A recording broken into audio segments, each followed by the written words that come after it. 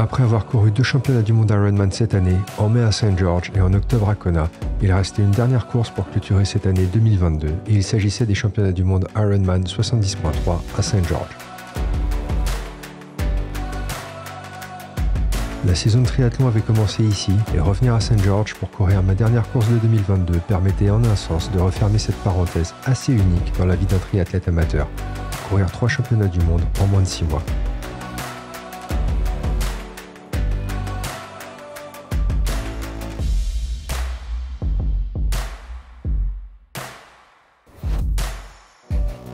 St. George offre un cadre magnifique, logé au milieu des canyons, bordé de terre et de pierres rouges.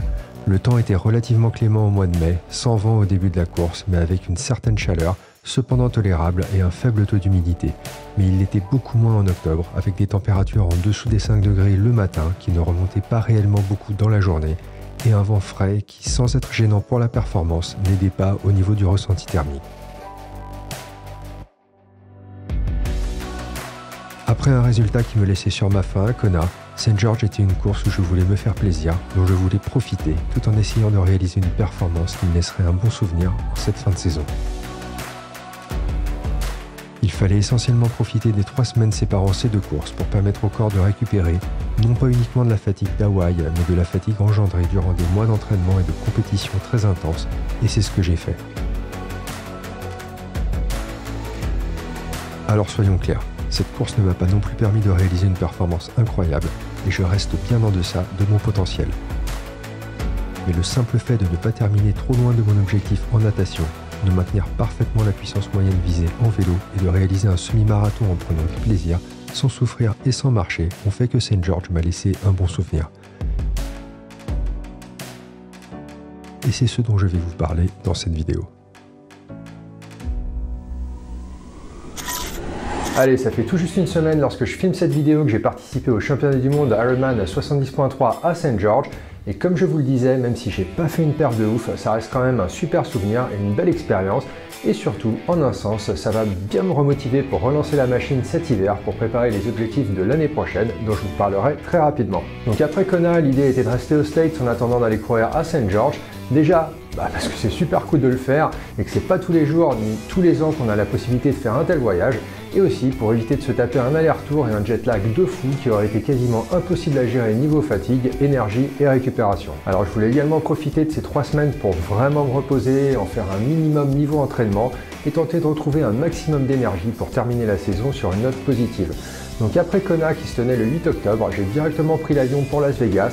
Alors pas pour y rester parce que c'est clairement pas le genre d'endroit que j'apprécie, surtout après y être passé plusieurs fois ces dernières années, mais simplement parce qu'après St. George, cela sera de là qu'on repartira pour l'Europe et donc ça permettait de simplifier un petit peu la logistique. Du coup, arrivé à Las Vegas, malheureusement la boîte du vélo, elle, n'a pas fait le voyage et je me rends rapidement compte qu'en fait, il y a eu un énorme bordel à l'aéroport de Kona et que je suis vraiment pas le seul dans ce cas-là. Et donc du coup, au lieu de partir direct et de fuir la ville du vice, il faut se faire une nuit là-bas dans l'un des énormes hôtels casinos. Alors on finit au Delano et comme dans tous les hôtels casinos, on y voit à toute heure du jour et de la nuit des gens qui sont totalement out of shape, un peu zombifiés, qui passent leur vie sur les machines. Bref, c'est pas le sujet de la vidéo, mais ça fait quand même un choc après Kona. Alors le vélo arrive enfin le lendemain matin et donc c'est le moment de partir et de prendre vite la route. Pas de destination précise, on prend juste la route vers LA et au dernier moment, on décide de continuer un petit peu plus vers le sud pour passer quelques jours à côté d'Oceanside, qui est une petite station balnéaire avec son pier à l'ancienne et qui accueille également un 70.3 en début d'année.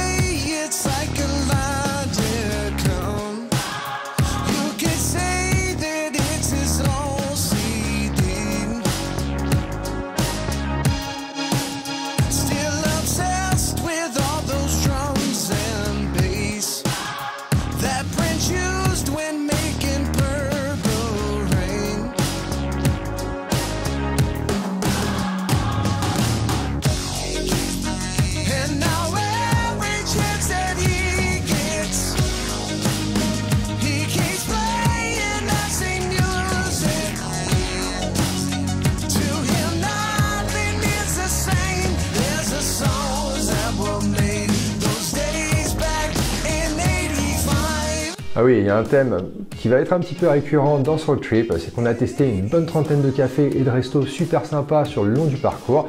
Alors rassurez-vous, je ne vais pas tous vous les montrer parce que ça fera une vidéo un petit peu longue, mais sachez juste que si vous voyagez aux States, il y a vraiment beaucoup d'endroits sympas pour aller manger comme il faut, prendre un bon café accompagné d'un bon banana bread et se poser dans un cadre plutôt cool, et qu'on n'est vraiment pas limité au domac ou au bucket de KFC.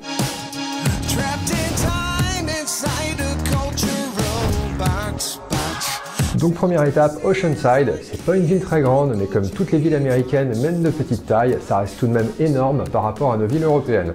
Donc on prend une chambre dans une sorte d'hôtel qui rappelle bien tout ce qu'on voit dans les films, où la voiture est garée juste à l'extérieur des chambres, ce qui au final est plutôt pratique, et surtout par rapport à Las Vegas où il faut se taper à peu près 30 minutes de marche en traversant 3 casinos entre le parking et la chambre.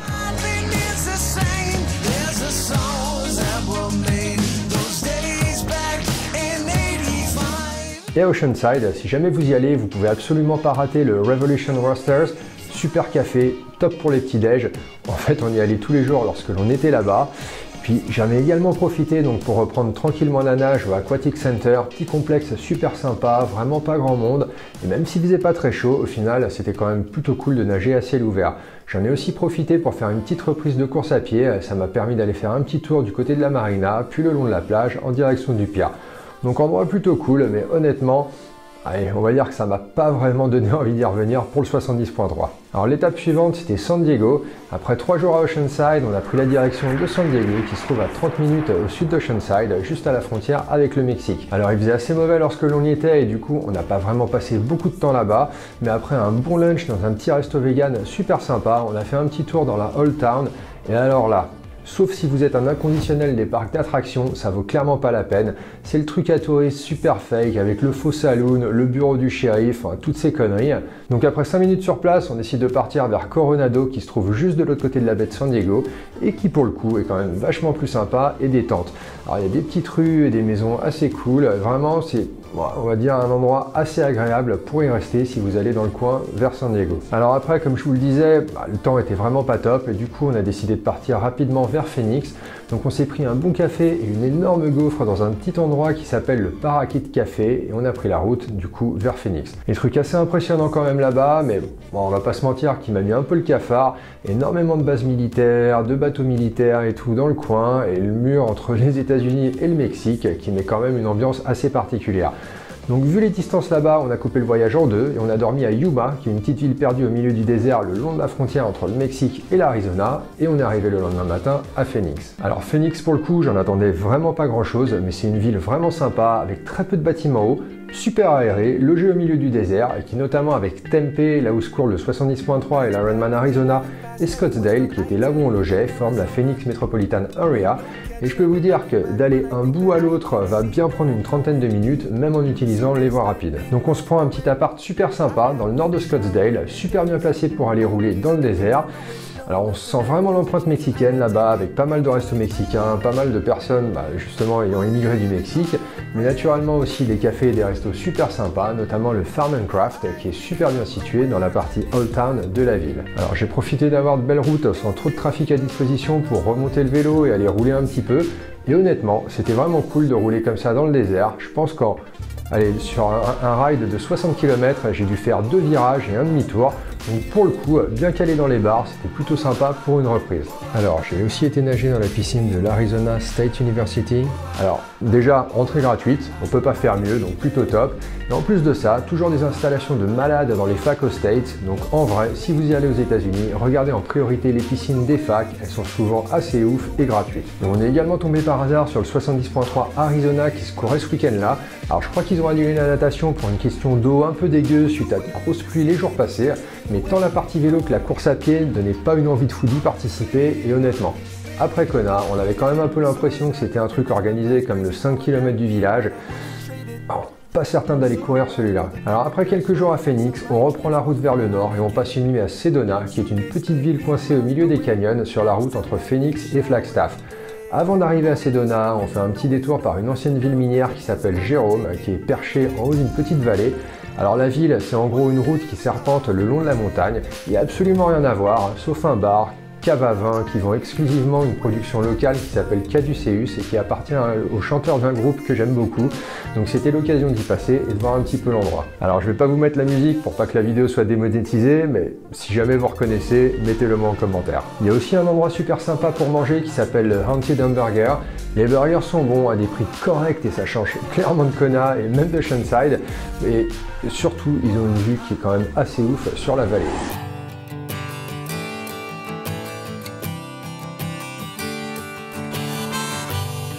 Alors une fois arrivé à Sedona pour la nuit, j'en profite pour aller faire un petit run de 10 km.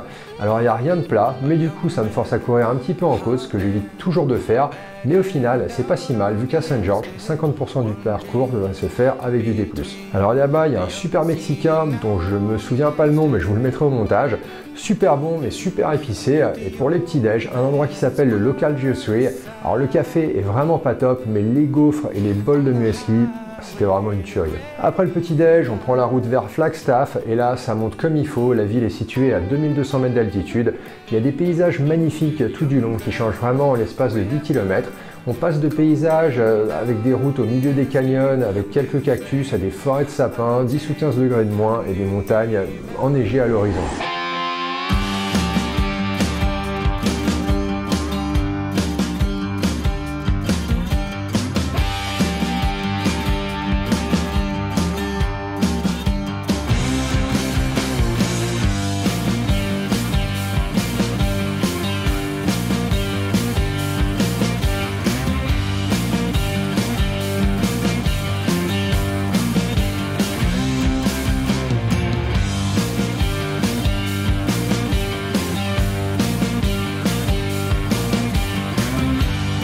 Donc Flagstaff est plutôt sympa, centre-ville à l'ancienne, assez petit mais super cool. On peut notamment y trouver un petit café qui s'appelle le Fire Creek Coffee et là pour le coup leur café est vraiment bon et leur muffin était quand même pas mal du tout.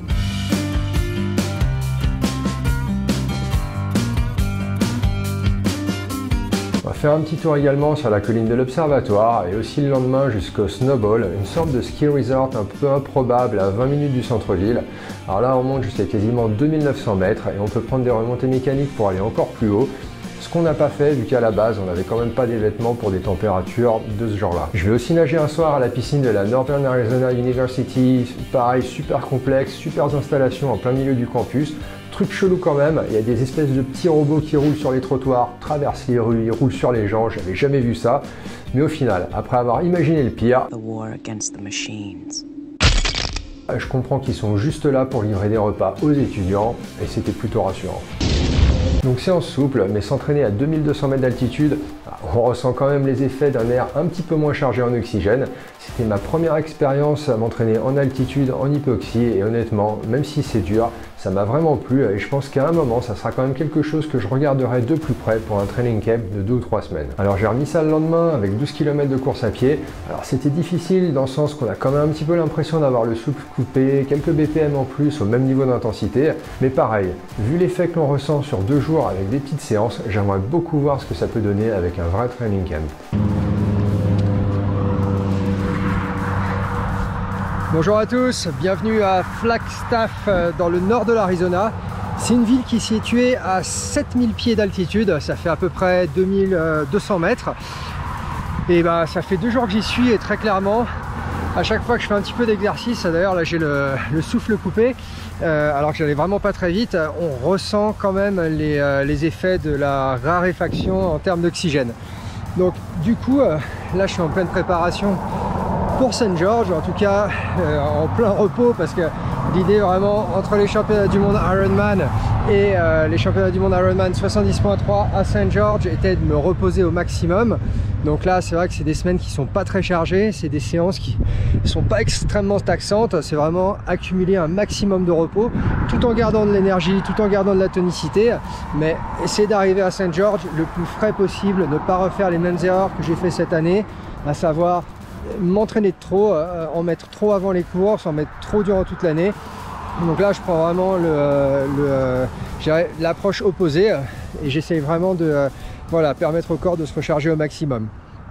Donc du coup, vu que c'est quelque chose que je n'avais jamais fait avant, m'entraîner à une si haute altitude, je me suis dit que ça serait une bonne idée certainement Alors désolé pour le trafic. Alors je me suis dit que ça serait une bonne idée certainement de vous proposer une petite vidéo sur justement l'entraînement en altitude. Quels sont les bénéfices naturellement, qu'est-ce que ça suppose, quelles sont les limitations peut-être, et comment éventuellement, pour ceux qui en ont la possibilité, essayer de caler ça dans une préparation. Bon, moi je vais continuer ma course parce qu'en réalité le soleil se couche assez tôt ici, la température déjà pendant la journée elle n'est pas super élevée, on est assez haut, donc on a une température maximum de 16-17 degrés à ce moment-là de l'année. En hiver il y a de la neige, donc c'est pour vous donner une idée. Et donc je vais finir ce que j'ai à faire, c'est 12 km assez easy avec un petit peu d'allure de course. Allez, à plus!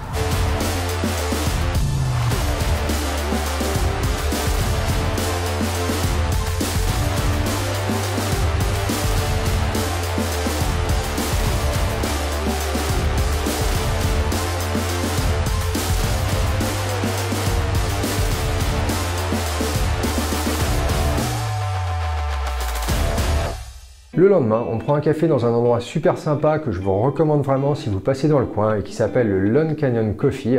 Et on reprend la route donc vers le nord pour passer une nuit à côté du lac Powell à Page. Alors Page est une ville sans aucun intérêt, perdue au milieu du désert, mais elle est à peu près à 5 km de Horseshoe Bend, qui est un endroit magnifique, à 1 heure environ de Monument Valley, qui est un endroit que vous devez absolument voir si vous passez dans le coin, et juste au bord donc, du lac Powell et de son énorme barrage.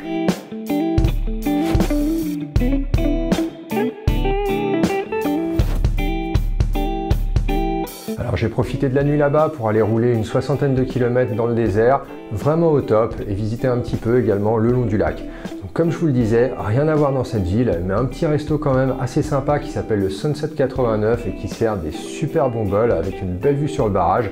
Alors la journée en tout cas, parce que pour nous, il faisait nuit, donc du coup on n'a rien pu voir. Et après ça, c'était le moment de prendre la route pour St. George, qui se trouve en gros à 2h30 de voiture de là.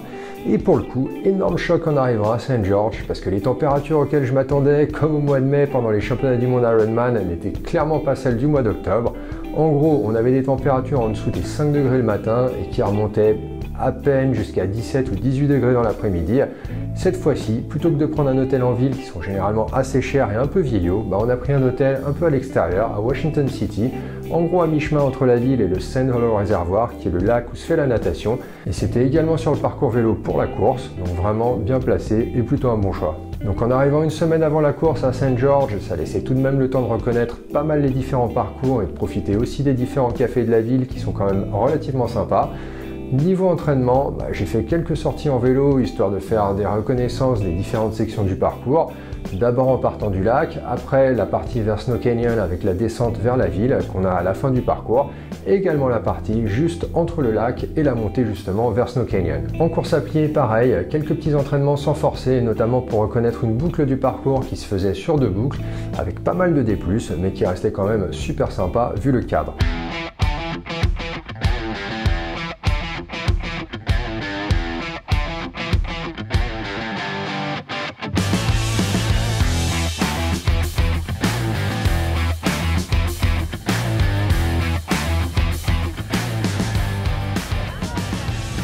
Bon voilà, ça termine cette petite reco, c'était à peu près le parcours, on peut pas tout faire, donc, mais ça suffit pour avoir une bonne vue de ce que ça va donner.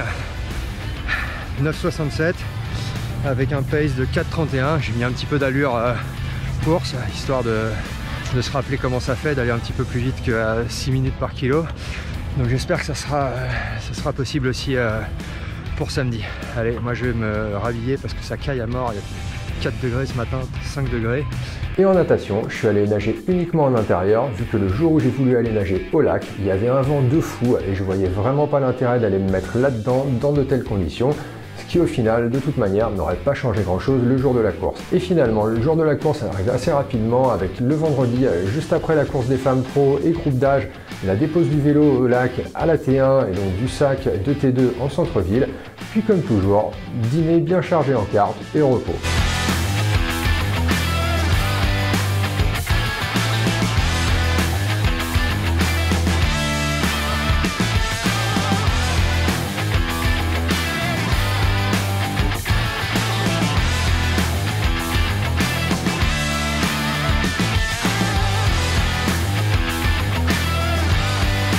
Et on arrive donc à samedi matin, le jour de la course. Donc réveil à 4h30, toujours 3 heures avant le départ, qui pour moi était dans la première vague à 7h30. Donc la grosse différence avec le mois de mai, c'est la température en réalité. Là, quand j'arrive à l'ère de transition, donc il doit faire à peu près 6-7 degrés le matin. Tout le monde est couvert. Moi, j'étais allé d'ailleurs acheter au Walmart des vêtements. Donc, j'avais acheté une paire de chaussures, un pantalon, une sorte de hoodie. Le tout, je pense, à moins de 20 $, histoire justement de garder un petit peu de température corporelle le matin, de ne pas me refroidir. C'est bon? Bon. J'ai pris ça. J'ai aussi pris ça. Parce que c'est pas tout d'avoir chaud, mais il faut aussi avoir chaud en style.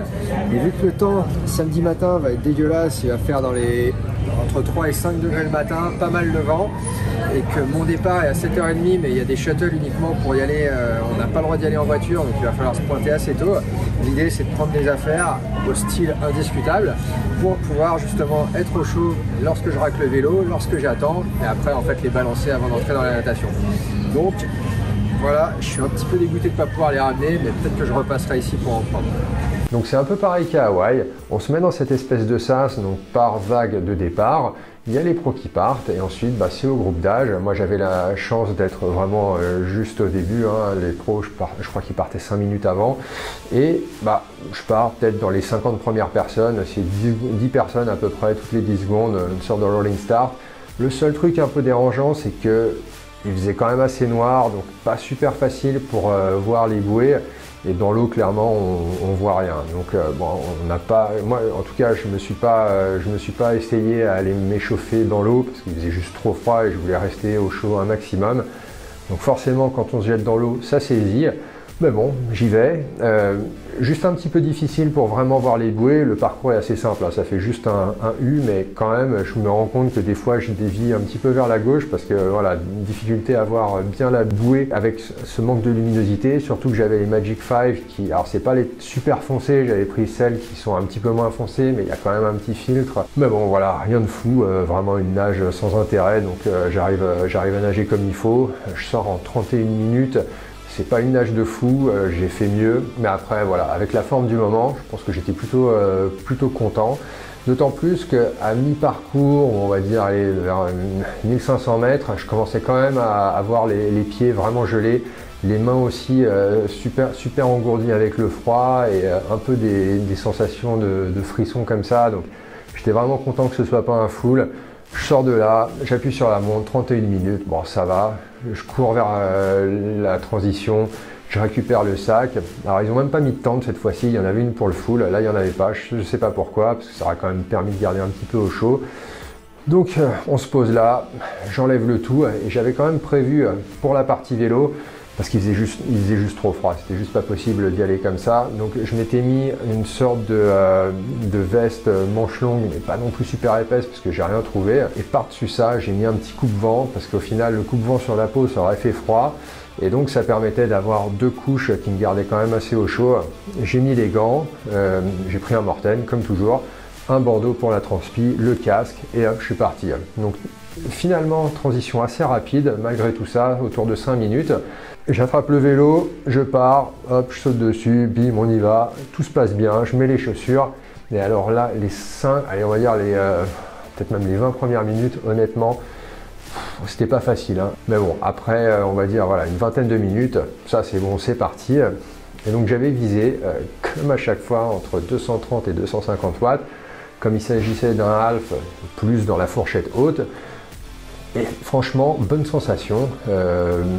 Je fais attention à la nutrition, je fais attention à l'hydratation, même si par ce temps-là, l'hydratation c'est peut-être un petit peu moins important, mais il ne faut quand même pas la négliger, d'autant plus que j'ai des carbs dans mes bouteilles.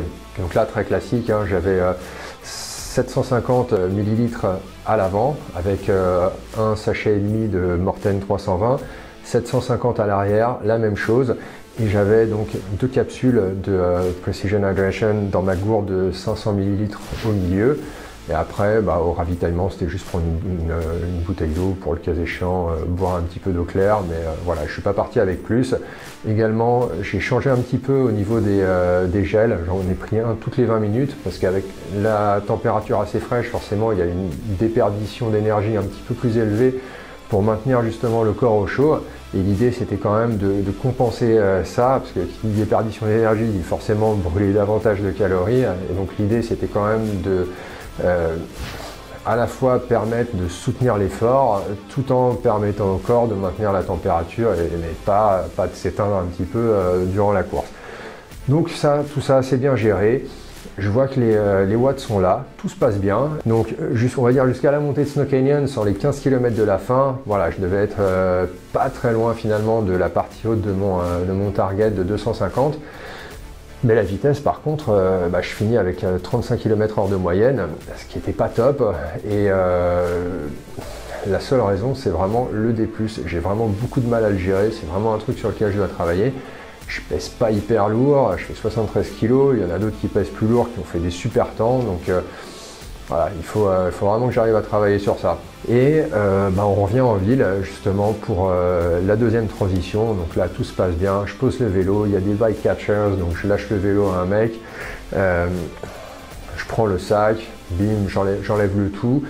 Et puis là je pars pour la course à pied, je crois que ça fait 2 minutes et quelques la transition. J'avais choisi de prendre les Alpha Fly 2, donc là je pars sur le semi, direct après la T2, ça monte, donc on a une montée qui est un peu forte, là où il y a le Semi Ironman, derrière ça monte direct. Après il y a Diagonal Street, qui est une longue rue qui doit peut-être faire 2 km, qui monte vers la partie du golf, où là encore ça continue de monter.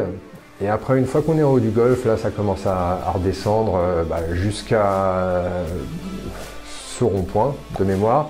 Après, il y a encore peut-être 1 km où on descend vers un parc et on remonte après au rond-point et on refait ça une deuxième fois. Donc bon, rien de fou sur ce semi-là. Comme cette année, j'ai quand même un peu foiré toutes les courses à pied, je vais y aller de manière un peu conservatrice. Je vais pas y aller trop fort, en tout cas dans les premières montées, dans les 2-3 premiers kilomètres, histoire de faire chauffer la machine et que je ne me retrouve pas à devoir marcher ou à faire n'importe quoi et de me retrouver à 5 minutes au kilomètre. Donc là je monte à 4,20, 4,30 quand ça devient un petit peu plus pentu. Et en fait je vois que je suis bien, je suis pas mort, j'ai pas de douleur, je me sens pas limité disons dans l'effort. Et donc en arrivant au haut du golf, quand même une partie ça pique un peu, donc j'allais pas non plus courir à 3,45 là-dedans. Mais en arrivant au haut du golf, là ça commence à descendre et je me suis dit on va y aller quoi. Donc voilà, je commence à prendre de la vitesse et tout, et ça c'est pendant 5 km jusque tout en bas, et ça se passe vraiment bien. Donc là j'ai des splits, je crois que le meilleur ça devait être 3,32 du kilomètre ou quelque chose du genre, et il y en a pas mal, donc du coup ça permet quand même de baisser bien la moyenne. Et donc première boucle se passe super bien, et donc là la deuxième boucle elle se passe un petit peu pareil. La montée, dès que j'arrive en haut du golf, bim, je réaccélère, là j'ai un poids de côté, donc ça me coûte un petit peu plus de réaccélérer, mais tout se passe bien au final, et je passe la ligne d'arrivée en 1h28 de mémoire, ce qui n'est pas hallucinant, mais bon, au final, c'est pas non plus plus d'1h30. C'est pas mon meilleur temps, mais vu le contexte, vu les autres courses de l'année, c'était plutôt pas mal. Et au final, c'était plutôt une bonne expérience.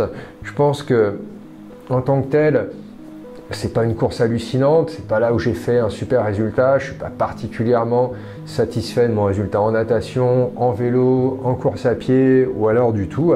Mais je pense que, vu là d'où je venais après Kona, le fait que y a aussi le côté physique forcément, où là je pense que j'ai bien utilisé ces 3 semaines pour me reposer, pour essayer de me débarrasser au maximum de la fatigue, maintenir quand même un petit peu de tonicité, arriver là-bas et faire quand même une course qui est pas si dégueulasse, mais au final en même temps c'est une course dont j'ai profité, j'ai passé un beau moment et j'ai pas souffert pendant aucun des segments, et je pense que c'était déjà un point positif, parce que au final j'y allais pas non plus pour finir totalement décédé.